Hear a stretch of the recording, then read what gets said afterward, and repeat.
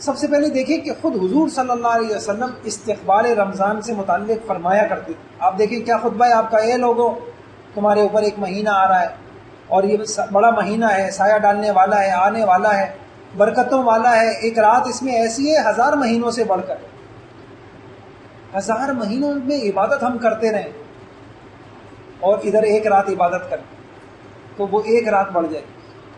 اللہ ہماری آنکھیں کھول دے دل کی تو پھر ہمارے لیے واقعی ابھی سارا مسئلہ صرف یہ ہے کہ وہ چیزیں کیوں نہیں سمجھ میں آ رہی کہ ہمارا دل کی آنکھیں بیدار نہیں. اللہ تعالیٰ نے اس مہینے کے روزے فرض فرمائے، اس کی رات قیام تراویح کو ثواب کی چیز بنایا. جو شخص اس مہینے میں کسی نیکی کے ذریعے سے اللہ کا قرب حاصل کرے گا وہ ایسا ہے جیسے غیر رمضان میں فرض کر دے. آپ کو پتہ ہے کہ فرائض نوافل فرائض کے برابر، ساری زندگی کے نوافل ایک فرض کے برابر.